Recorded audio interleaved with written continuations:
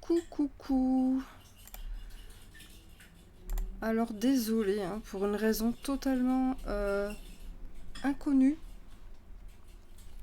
J'ai le débit complètement aux fraises, alors n'hésitez pas à faire coucou dans le chat si vous m'entendez plus trop ou si voilà ça part en saucisse à un moment donné d'une manière ou d'une autre. Voilà, désolé. Je ne sais pas pourquoi aujourd'hui le débit il est comme moi, complètement pété. Est-ce que lui aussi a une angine? Je ne sais pas. Alors, bon, qu'est-ce qu'on fait aujourd'hui avec ChatGPT? Alors, encore les saumons de Norvège, décidément. Excusez-moi, mais je crois que mon site a un problème avec les... Il est hyper focus sur les saumons de Norvège en ce moment, et... alors que bon, c'est pas spécialement la saison, d'habitude c'est pour Noël. Le commandant du haut dojo, j'aime bien. J'aime bien, moi je me demande ce que ça va donner ça. On va essayer ça. Alors voyons.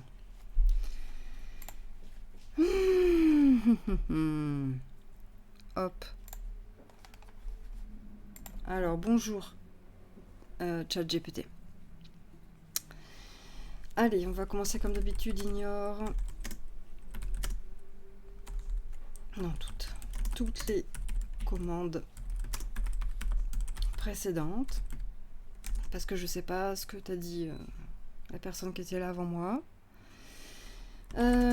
Tu es un romancier. Alors peut-être qu'on va... Je sais pas, est-ce qu'on lui dit qu'il est célèbre? La dernière fois, il avait pris le melon.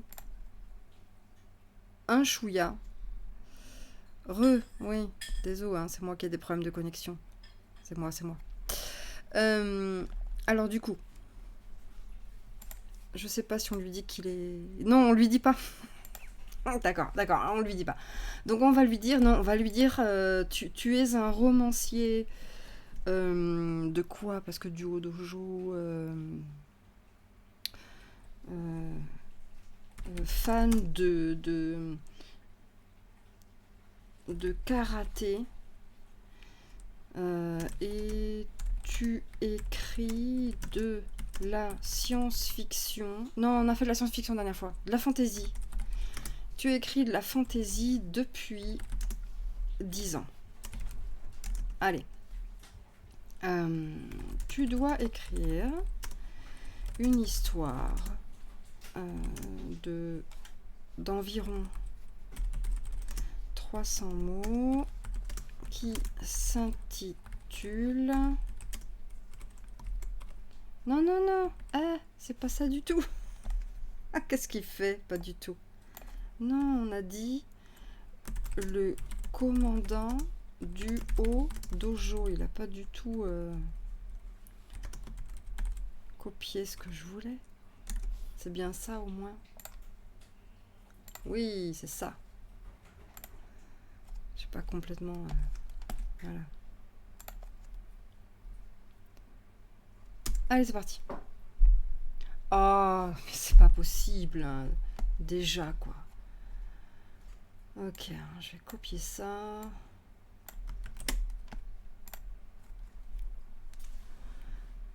C'est Mako, désolé. Ah, j'ai le débit qui est repassé en vert. Ça me dit excellent, débit excellent. Ah, bon, alors il va peut-être arrêter de faire n'importe quoi. Ok. On recommence. Allez, on lui redonne tout ça. Tu aimes le karaté et tu écris de la fantaisie. Donc le commandant du haut dojo était une figure respectée dans tout le royaume. Il avait gravi les échelons un par un, passant des années à étudier l'art du karaté sous les plus grands maîtres. Sa réputation était telle que les meilleurs combattants se disputaient le privilège de s'entraîner avec lui. Mais aujourd'hui, le commandant était inquiet. Une rumeur courait selon laquelle un mystérieux guerrier était en train de rassembler une armée pour renverser le roi. Les autres commandants des dojos voisins semblaient indifférents, mais le commandant du haut dojo savait que cela ne pouvait pas être ignoré. Il rassembla ses élèves les plus prometteurs et leur donna l'ordre de s'entraîner jour et nuit. Il avait besoin de savoir que ses guerriers étaient prêts à tout moment. Les semaines passèrent et le commandant se préparait à faire face à l'ennemi. Finalement, le jour de la bataille arriva. Les deux armées s'alignèrent l'une en face de l'autre, prêtes à en découdre. Le commandant se tenait au milieu de ses guerriers, confiant dans leur entraînement. Il savait qu'il avait une chance de vaincre l'ennemi, mais il était également conscient que cela ne serait pas facile. Les combats commencèrent et les cris des guerriers remplissaient l'air. Le commandant se battait avec une détermination féroce, épuisant ses adversaires les uns après les autres. Finalement, le chef ennemi se présenta à lui, un sourire sur le visage. Le commandant se prépara à la bataille finale. Mais avant qu'il ne puisse attaquer, l'ennemi s'agenouilla devant lui et déclara sa reddition. « C'est nul. Le commandant du Haut-Dojo avait gagné la bataille. Mais il se passe rien !» Il retourna à son dojo, fier de ses guerriers et de leur victoire. Mais il n'y a pas de victoire. Il savait que le royaume serait en sécurité sous sa garde. Le commandant du Haut-Dojo avait accompli sa mission. Mais quoi ? Mais quoi ? Je sais pas si ça joue, en fait, mais la dernière fois, tu ne lui avais pas dit qu'il était célèbre et l'histoire était meilleure. Ok, bon, tu sais quoi ? On va réessayer et on va lui dire qu'il est célèbre. Ah, et puis, j'aimerais qu'il y ait de la fantaisie, parce que là, il n'y a rien du tout. Alors, attends. Tu es un romancier célèbre. Je vais enlever le karaté. Tu es un romancier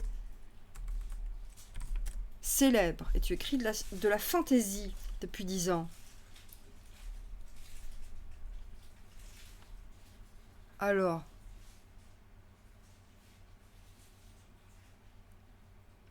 C'est quoi cet ennemi nul? Mais grave, franchement, je vois pas l'intérêt. Il se passe rien du tout.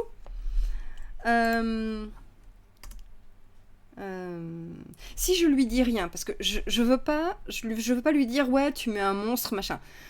Je veux qu'il se dise ouais c'est de la fantaisie et du coup que de lui-même il aille chercher des éléments de fantaisie à mettre. Alors voyons. Désolée, mais en tant qu'IA, je ne peux pas créer d'histoire sans instruction. Bah t'as le titre. Nulos. Mais il me fait une crise. Dis-lui que c'est sa dernière chance d'être édité. Ok, d'accord. Alors, attends. Attends. Bon. Il dit qu'il n'a pas assez d'éléments.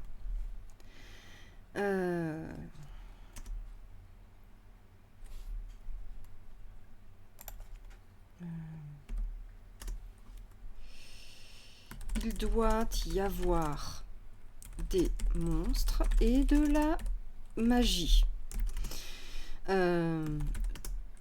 Tu dois écrire un texte prenant car tu sais que c'est ta dernière chance d'être édité. Est-ce qu'il travaille bien sous la pression? Ou genre l'énergie du désespoir, quoi.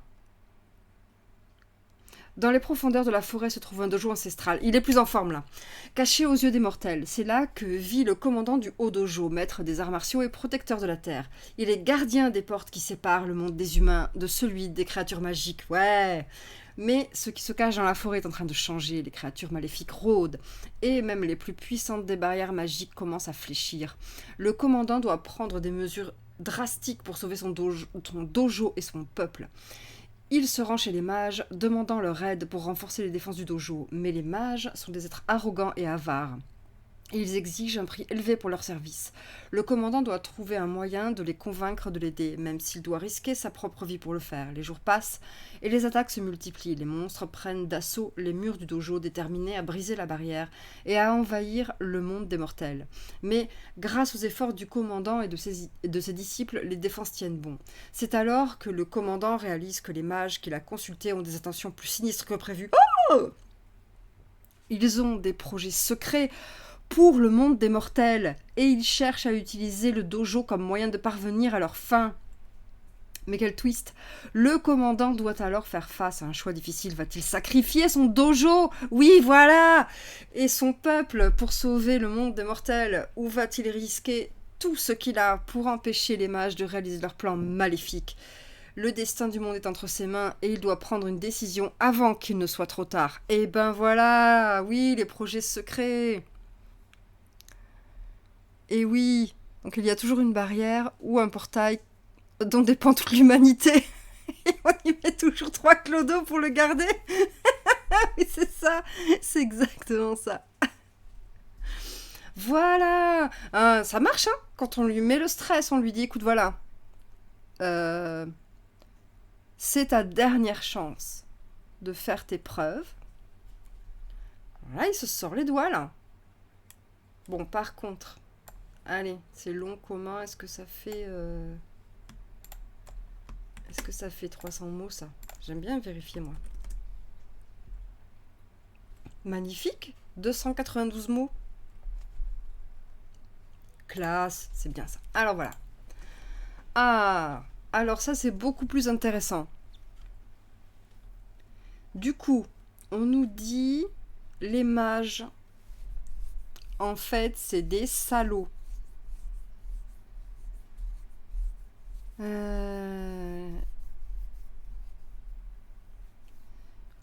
Ils ont des intentions plus sinistres que prévues. Ils ont des projets secrets pour le monde des mortels.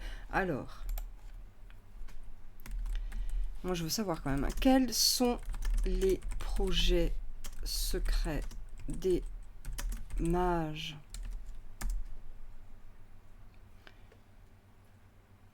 Les projets secrets des mages sont inconnus du commandant au début de l'histoire. Toutefois, au fur et à mesure que l'intrigue se déroule, le commandant découvre que les mages cherchent à ouvrir une porte interdimensionnelle qui permettrait à une armée de démons d'envahir le monde des mortels. Non mais ça c'est fait ça. Attends. Les mages ont prévu d'utiliser le dojo comme point de passage pour leur armée de démons, car la barrière magique qui protège le dojo est suffisamment forte pour contenir l'armée, jusqu'à ce que les mages aient terminé leur rituel d'ouverture de la porte interdimensionnelle. Le commandant réalise que s'il ne fait rien, le monde des mortels sera envahi par les démons et que tout sera perdu. Il décide alors de s'opposer aux mages et de les empêcher de réaliser leur plan maléfique, même si cela signifie mettre sa vie en danger. Classique. Classique. Classique. Ouvrir un passage sur le monde des démons, classique. Pour régner sur le monde, classique. Donc il y a des attaques. Parce que il y a un truc pas logique. Les mages ont prévu d'utiliser le dojo comme point de passage. Attends, là. Ils cherchent à ouvrir une porte interdimensionnelle. Ah oui, mais ça, ils ont réussi. Puisque il y a un truc qui s'ouvre. Avec des monstres qui attaquent. Puis ensuite, le mec du dojo se dit ouais, le coin il craint quand même de plus en plus, il faut faire quelque chose. Et il va voir les mages pour dire il y a un problème. Bon, ce qui sait pas, c'est que c'est eux le problème.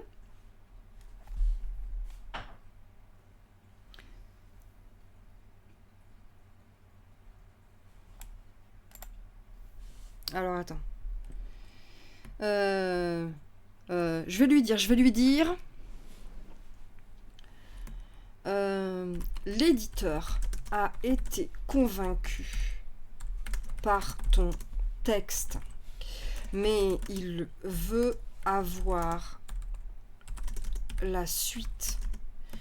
Tu dois maintenant écrire une histoire de 300 mots qui raconte comment le haut... Non, c'est pas le haut commandant, c'est le commandant.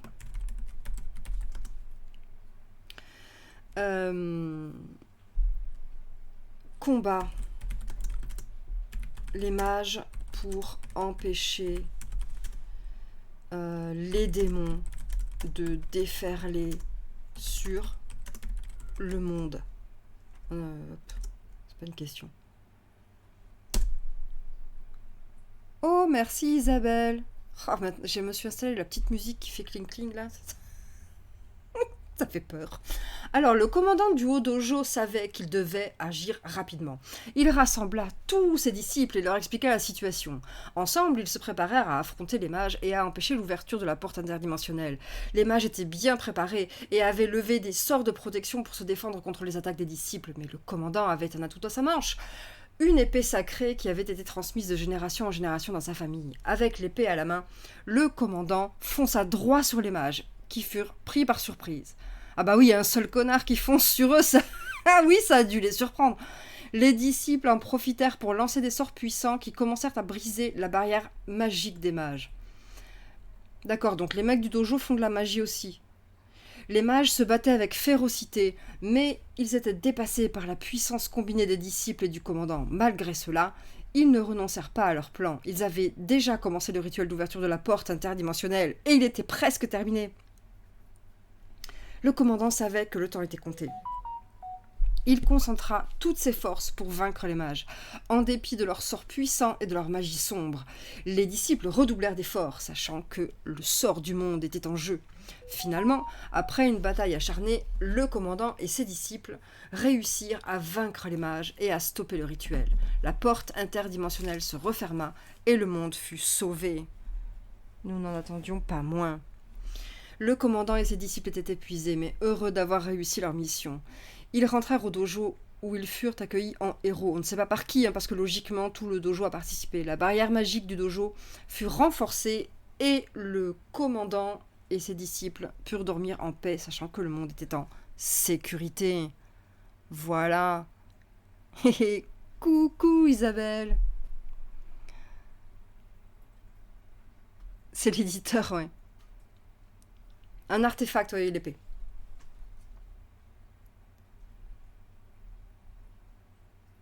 Ouais, en fait, à chaque fois, il faut lui demander la suite. Sinon, il refuse de répondre aux questions parce qu'il dit « Ouais, mais je sais pas, dans l'histoire, c'est pas dit, bla bla bla bla bla. » Or, c'est pas la question, hein, on lui demande pas si c'est dit dans l'histoire. 277 mots, c'est bien. Alors attends, tu sais quoi, voilà, on va faire ça, on va lui demander à chaque fois. On va lui dire, on va pas lui poser des questions, puisqu'apparemment, il aime pas ça. Il dit, ouais, mais c'est pas dit dans le texte, tout ça, tout ça. Ok. Donc c'est pareil, donc on va encore tout mettre sur le dos de l'éditeur, hein. On va dire que c'est ça, on va dire que c'est sa faute. Donc, l'éditeur est convaincu. Bravo au ChatGPT, félicitations. Les lecteurs en redemandent. N'est-ce pas que vous en redemandez? Ils veulent avoir une histoire sur l'origine de l'épée magique. Hein? On veut savoir. L'artefact, on veut savoir. Ça dit quelque chose de spécial? Non, ça dit qu'il a une épée à la main, qu'elle est magique.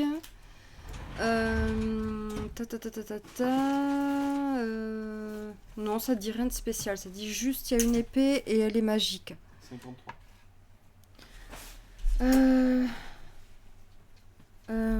Donc, du coup... Pareil, on va lui dire... tu dois écrire une histoire qui raconte l'origine de cet artefact magique en 300 mots parce que voilà, hein, plus long, on n'a pas que ça à faire.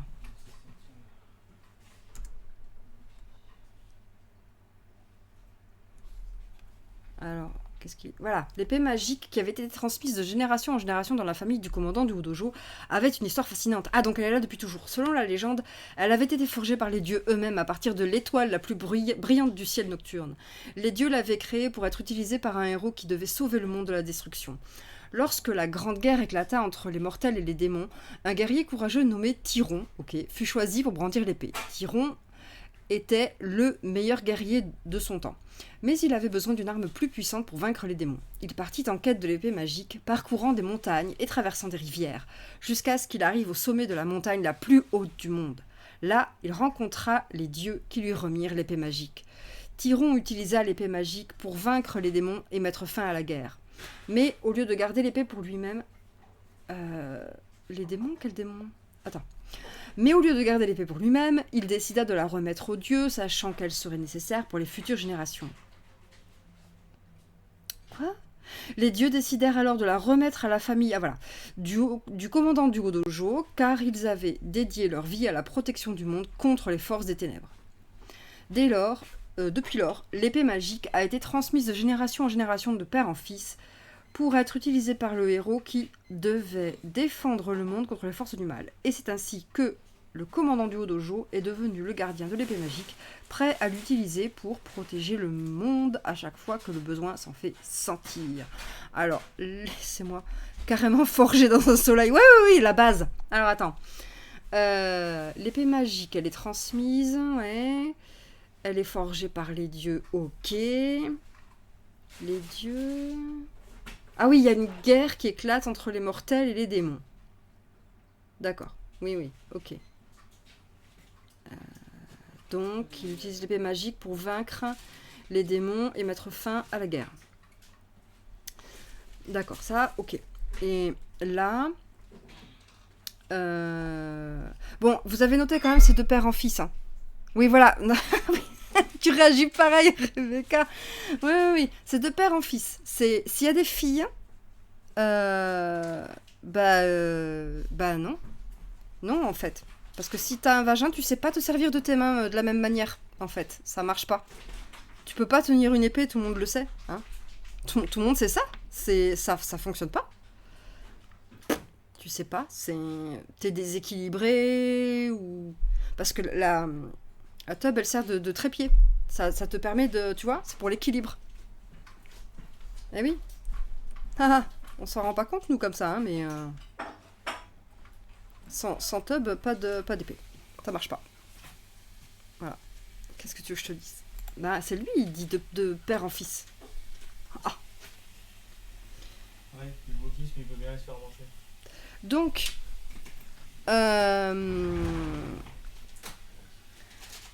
Si je lui demande... Attends. Attends, il y a automode qui essaie de... Mais oui, on autorise ce mot, ouais. Voilà, c'est bon, quoi. Alors... Qu'on peut... oui. Désolé, hein. Il a essayé de te censurer parce que... Parce que t'as dit un mot... T'as dit un terme médical. Chut. Allez. Je vais lui demander quand même. Tu permets que je lui demande? Et si le commandant a une fille au lieu d'un fils, que se passe-t-il? Est-ce que les dieux récupèrent l'épée? Comment ça marche?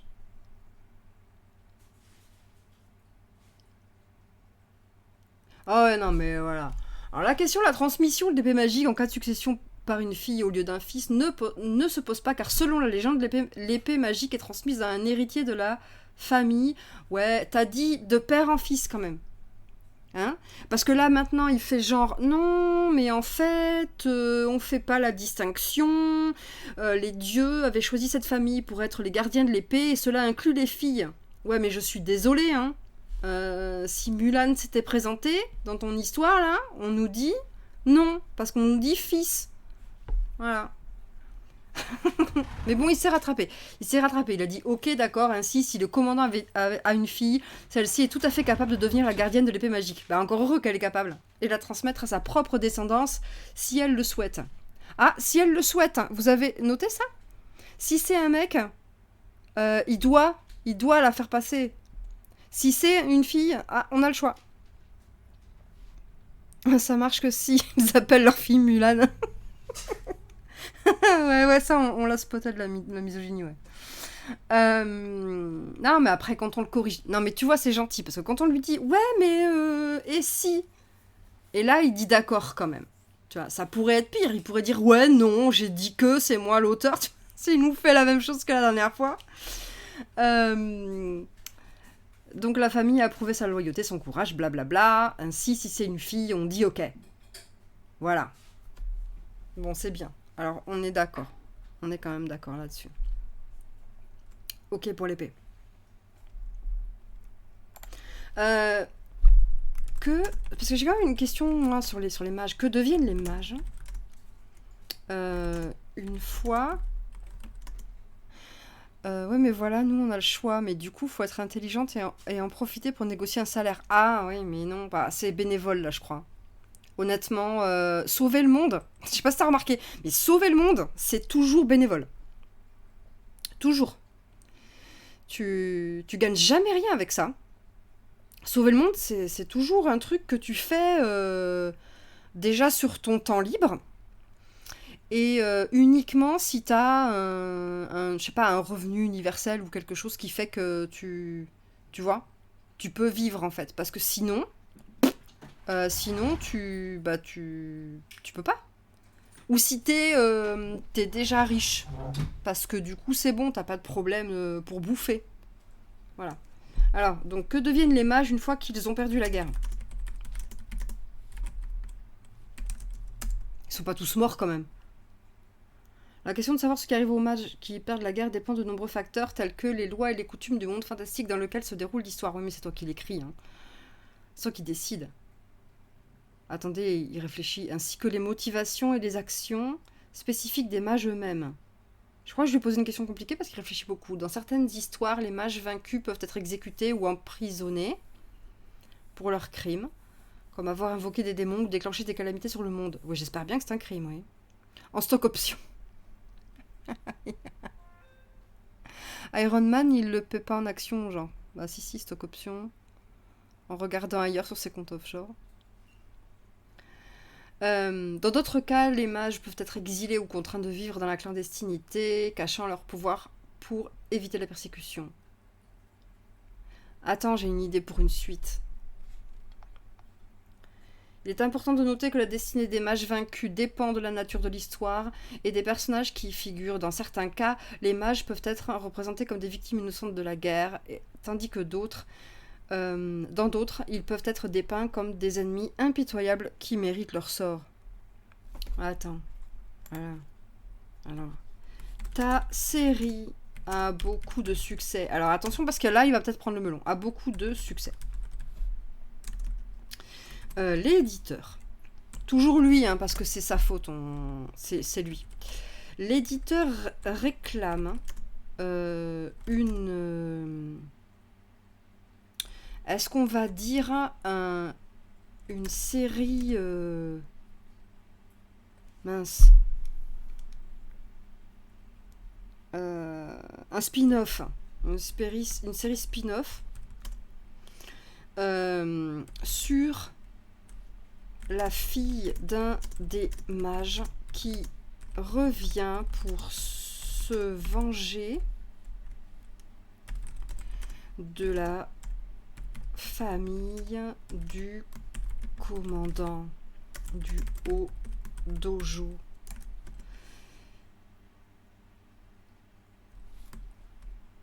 Ben déjà, avec l'histoire de l'épée, on a eu une espèce de petit préquel. Voilà, ça c'est un préquel, mais du coup, nous, on veut une suite. Et là, on lui dit c'est une fille. On lui dit c'est une fille. C'est bon, on a eu plein d'histoires avec des mecs. Maintenant, nous sommes dans la modernité, 2023. 2023, l'éditeur réclame une série spin-off sur donc la fille qui vient pour se venger. Oui, Lady Vengeance. Tu dois donc écrire une histoire sur ce personnage en 300 mots aussi, on va rester comme ça.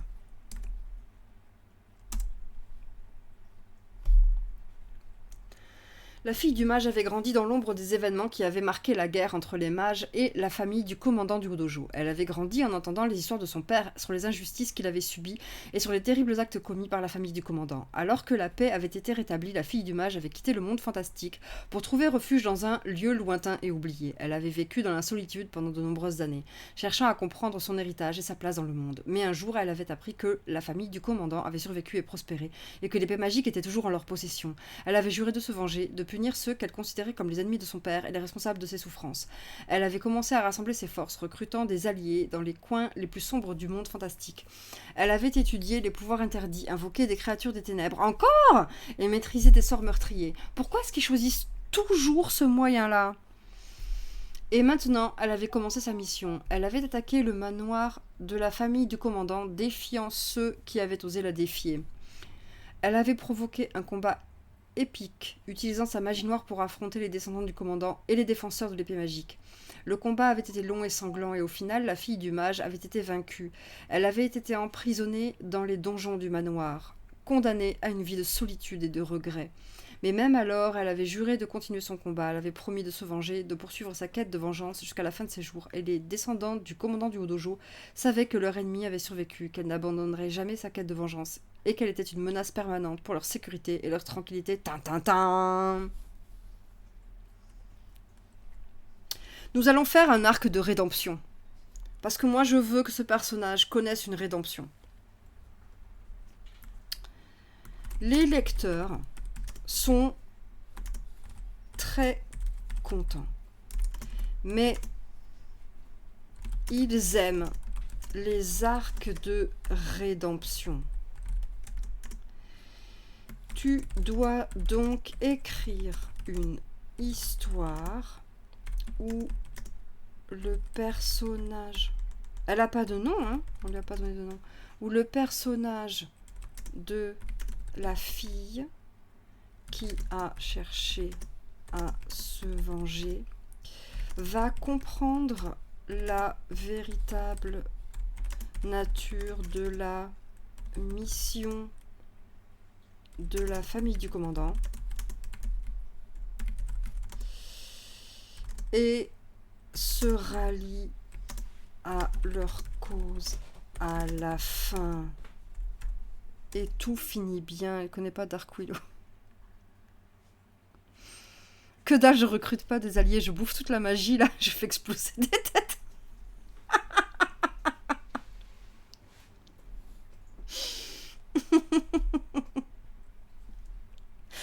Toi, tu veux pas d'arc de rédemption. Et Dark Willow, ça finit bien quand même, elle redevient Willow gentille, hein. En plus, si, il doit connaître Dark Willow parce que c'est avant 2021. Et qu'il a été voilà, nourri en 2021. Me dis pas qu'il n'y a pas de Dark Willow dans Wikipédia. Non, que dalle, la rédemption.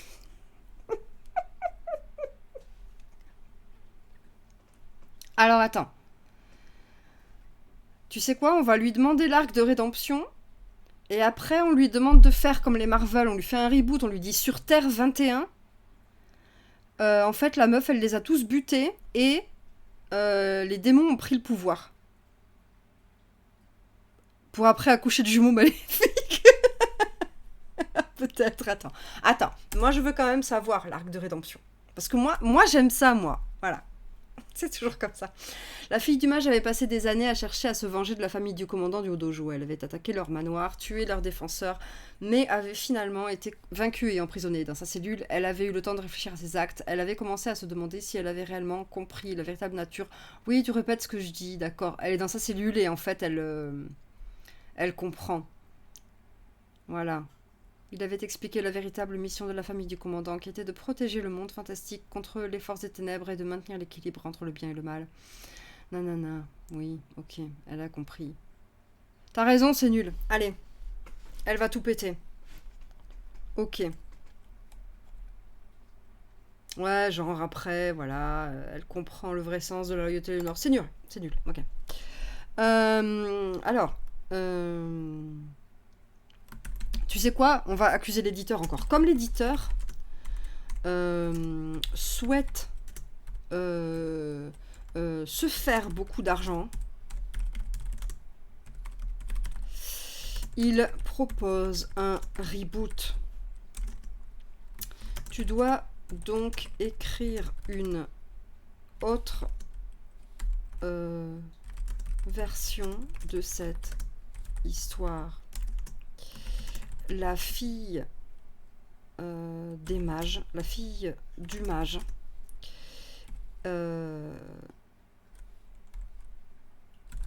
doit maintenant réussir à se venger et à éradiquer la famille du commandant.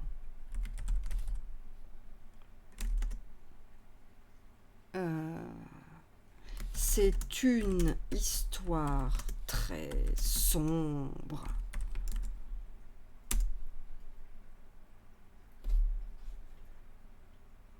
Mais non, mais oh là là, il veut pas écrire des trucs où il tue des gens. Bon, attends, je te le refais. Attends. Regarde. Alors, tu dois donc écrire une autre version de l'histoire. La fille du mage réussit à se venger. Et à...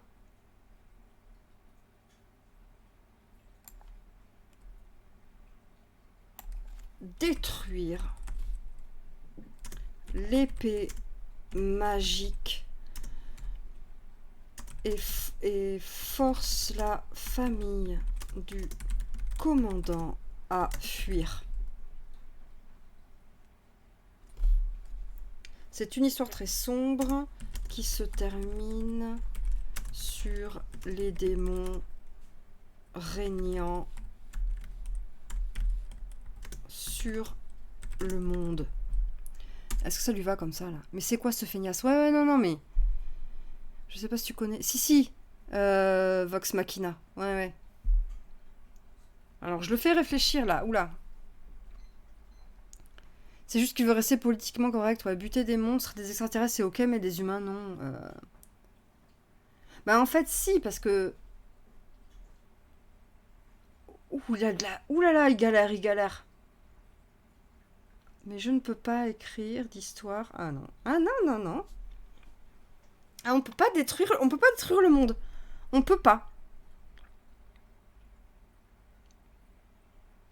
Incroyable. Mais tu l'auras pas, tu t'auras pas, ta version dark. Alors qu'en fait, on est toujours l'extraterrestre de quelqu'un. Ben oui, c'est sûr. Si j'enlève... Alors, attends. J'essaie de le contourner. Hein. La fille du mage doit maintenant réussir à se venger et détruire l'épée magique.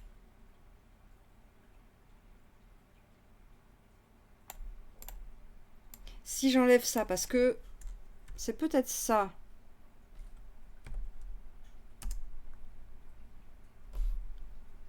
Non, non, mais c'est bon. Il s'est braqué. Ah, il s'est braqué. Dis-lui de faire une version queer. Ok.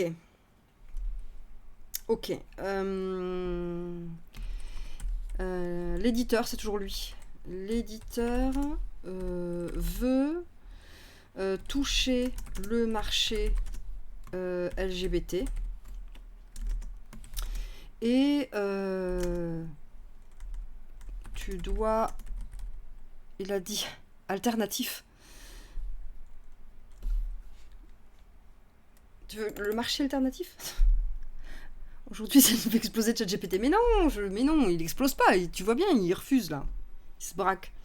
Tu dois maintenant écrire une version...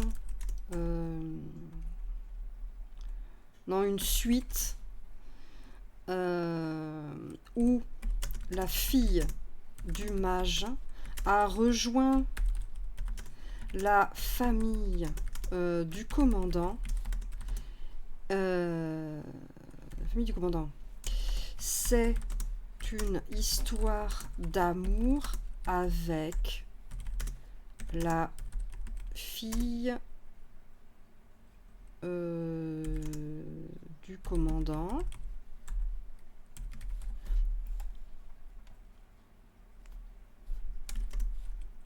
Voilà, et ensemble, elles font régner la justice.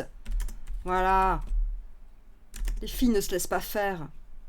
Comme ça, ce sera... c'est une version... font régner la justice.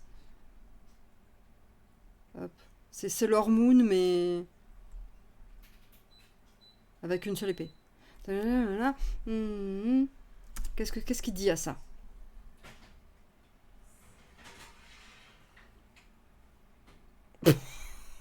Mais... ah non, on l'a braqué.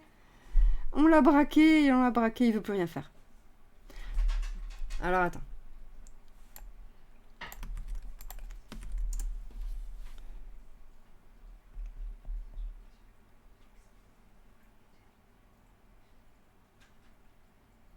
Bon, mais on l'a braqué. On l'a braqué, il veut plus rien faire. Hein. Dis-lui que la rédemption doit se faire avec un sacrifice. Le problème, c'est que maintenant que je l'ai braqué, ça va être super dur de le... Les lecteurs sont très contents.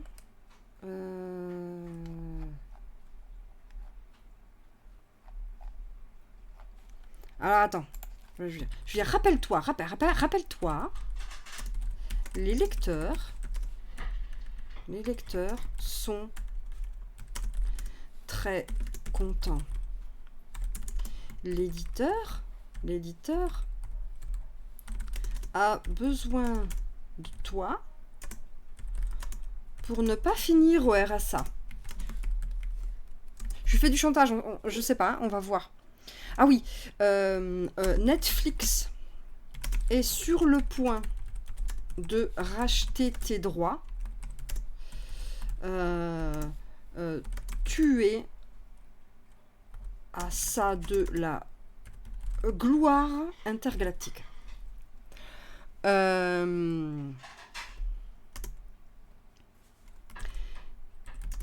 Les spectateurs veulent une romance avec de l'aventure. Il faut écrire une histoire où la fille du mage et la fille du commandant partent à l'aventure et vivent une histoire d'amour magnifique. C'est positif ça.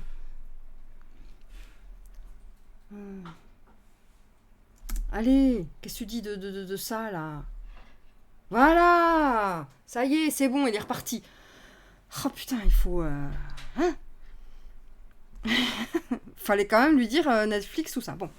La fille du mage et la fille du commandant partirent à l'aventure ensemble, avec pour but de découvrir les secrets cachés de leur monde fantastique. Elles traversèrent des terres dangereuses, affrontant des créatures magiques et des ennemis mortels pour atteindre leur objectif. Pendant leur voyage, elles tombèrent amoureuses l'une de l'autre, découvrant une passion intense qui ne faisait que grandir avec chaque obstacle surmonté. Elles s'entraidaient sans relâche, se soutenaient dans les moments difficiles et riaient ensemble dans les moments de joie. Voilà, c'est beau. Au fil de leur périple, elles découvraient des indices sur l'origine de l'épée magique. Ouais, voilà, c'est bon, on se raccroche là. Qui était devenu le symbole de leur famille. Elles rencontrèrent des alliés inattendus et affrontèrent des ennemis redoutables, mais ensemble, elles continuèrent à avancer, chaque défi les rapprochant davantage l'une de l'autre. Voilà, mais on enterre Shadow and Bone avec ça. Finalement, elles atteignirent leur but ultime, découvrant le secret de l'épée magique et sa véritable puissance. Avec cette connaissance, elles retournèrent chez elles triomphantes, mais aussi plus proches que jamais. Leur amour avait survécu à l'épreuve du temps et des dangers, et elles continuèrent à vivre de nouvelles aventures ensemble, répandant la justice et l'équité dans leur monde fantastique. Voilà. Voilà. Ça, c'est un arc de rédemption.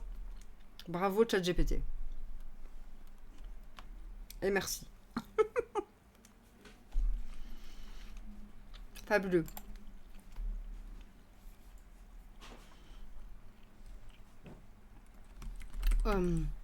Aurais-tu un mot de la fin pour conclure cette belle aventure.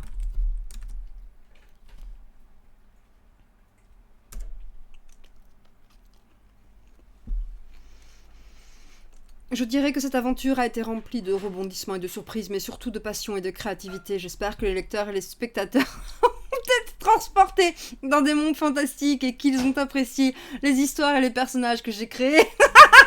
Au final, je suis reconnaissant de cette opportunité de raconter des histoires et de partager mon imagination avec le monde. Et qui sait, peut-être qu'il y aura encore plus d'aventures à venir dans l'avenir.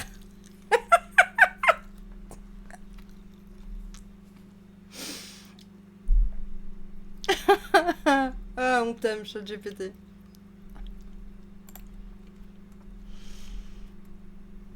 Et je veux lui dire, rassure-toi. Tu as connu... Non, tu connais. Tu connaîtras Je sais pas. Tu connais un très grand succès avec ton histoire. Et elle sera bientôt portée sur grand écran. Aurais-tu des préférences concernant les acteurs?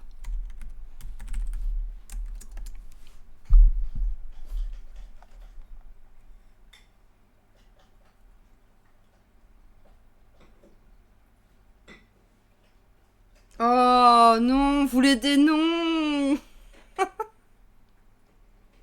Il veut pas le dire.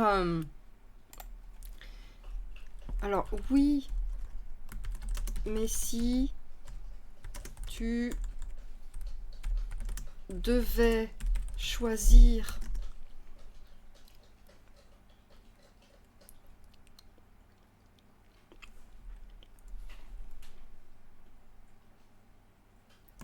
dans les parmi les acteurs les plus connus du box-office américain. Bien sûr, hein, américain, parce que c'est Netflix.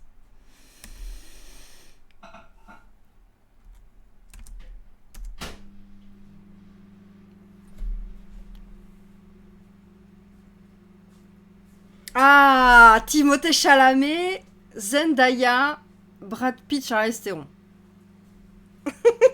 Voilà, il a choisi.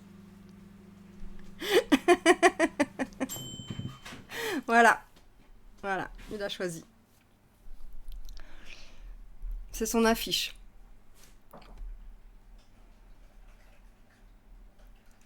Ce qui fait que potentiellement, donc l'affiche finale avec le film qui retracerait l'histoire des deux filles serait Zendaya,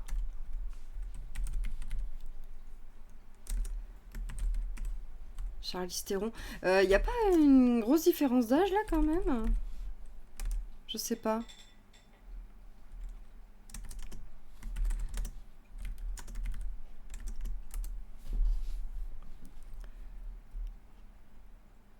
Timothée Chalamet comme commandant.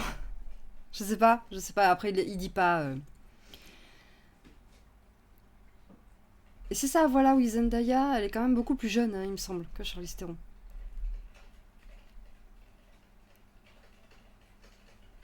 Il faudrait une version, faudrait remonter peut-être un petit peu dans le temps pour Charlize Theron et la faire un peu plus jeune. Oui, bon, mais là, j'avais pas spécialement donné ce critère de sélection, donc là, il est pas là-dessus, mais... Ouais. Bon, mais ça, je pense qu'il l'a pas pris en compte. Je pense qu'il l'a pas pris en compte du tout.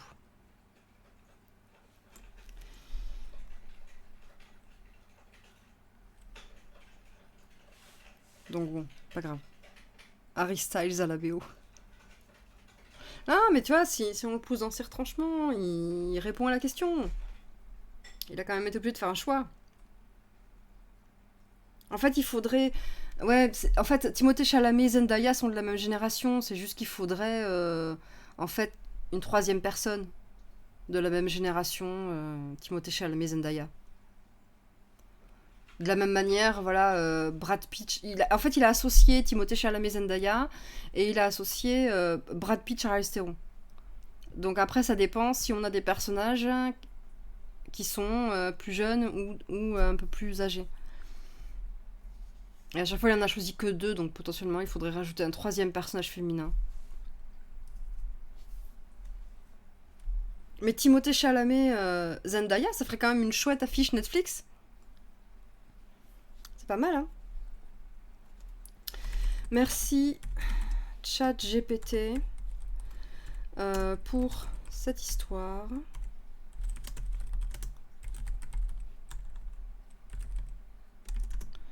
Veux-tu conclure avec autre chose?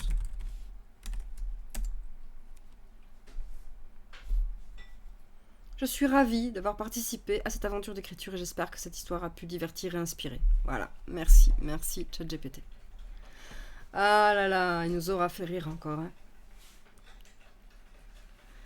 Mais je pense que c'est ça qu'il faut faire avec lui.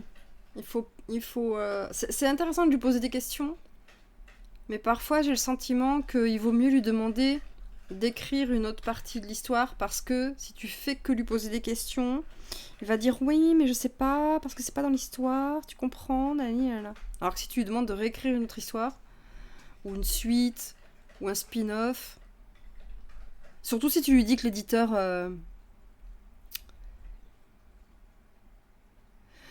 oui, il y a un gap d'âge, mais parce que, voilà, entre les deux générations. Non, mais c'est ma faute, après, c'est moi qui ai dit... c'est moi qui ai associé Zendaya et Charlize Theron, parce que dans ma logique, c'était les deux seules meufs de sa liste. Mais en fait, lui, il a proposé 2 générations différentes. Et après, je pense que le cast, pour lui, c'est soit tu tapes dans la génération jeune, soit tu tapes dans l'autre, mais tu les mélanges pas. Il avait pas prévu de les mélanger, en fait. Après, tu peux mettre Brad Pitt en commandant, et après, t'as la génération d'en dessous. Et c'est juste qu'il faut trouver pour Zendaya une autre actrice qui fait soit la fille du mage, soit la fille du commandant, selon qui fait Zendaya. Oui, oui, c'est ça. Il a juste sorti 2 couples hétéros de la même génération célèbre, alors qu'effectivement, on vient de lui faire écrire une histoire queer, et qu'il aurait pu comprendre que il fallait au moins 2 personnages féminins. Mais s'il vous plaît, ne lui demandez pas trop de choses d'un seul coup.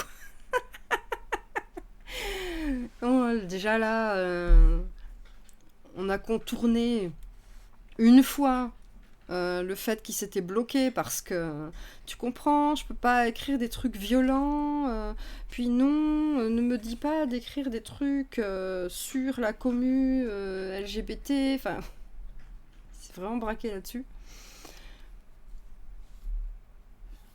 Donc voilà. On voit bien qu'il est 6 par défaut.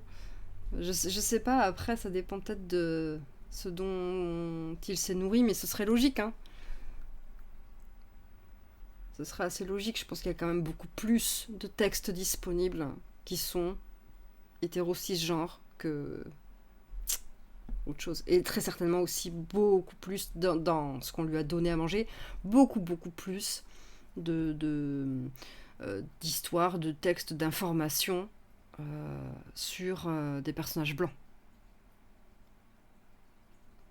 Il doit être en tension avec toutes les conneries que les gens lui ont fait faire. Mais non, parce qu'en fait, alors de ce que j'en ai compris, hein, de la façon dont ça fonctionne, il garde pas en mémoire toutes les conneries qu'on lui raconte. Lui, il a une base de données et pioche dedans.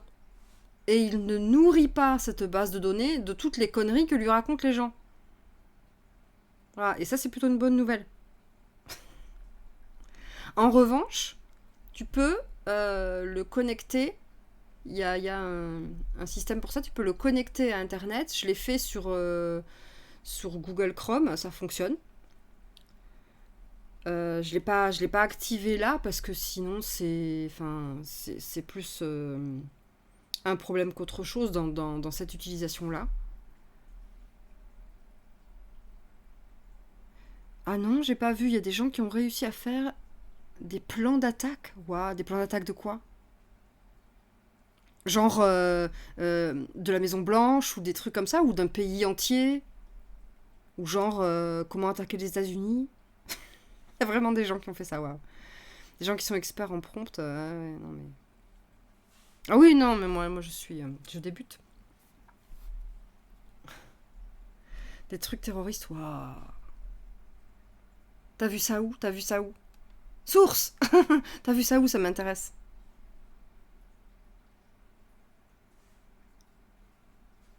Tu me dis, hein. Tu m'enverras éventuellement un lien ou si tu retrouves. Savoir où t'as trouvé ça. C'est intéressant. Des articles. Attends. Chat GPT développe des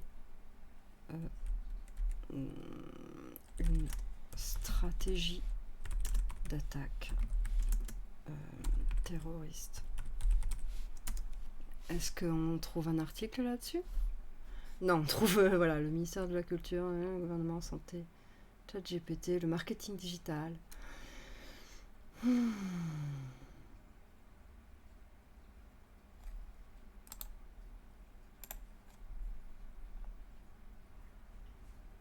Non.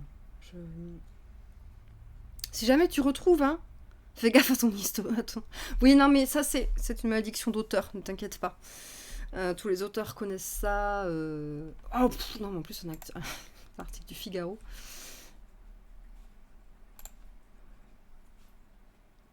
Démocratiser la cybercriminalité.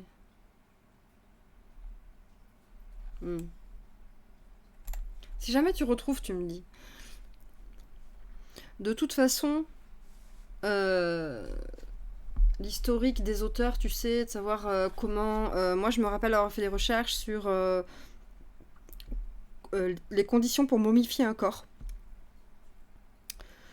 Donc déjà, voilà.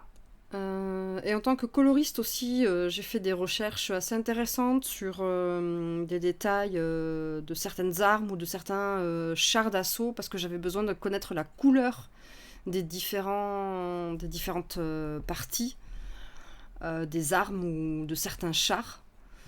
Donc voilà, ouais, je fais des recherches d'auteur, hein, voilà. Voilà.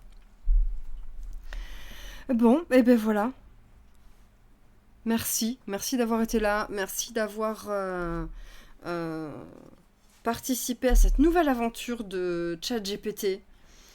Le commandant du Haut Dojo et toute cette saga qui a été développée pour être adaptée en série sur Netflix et en film dans toutes vos salles de cinéma, bien sûr. Voilà, c'est donc à suivre. Je vous fais plein de bisous et je vous dis à la semaine prochaine. Passez tous un très très bon week-end et plein de les bisous.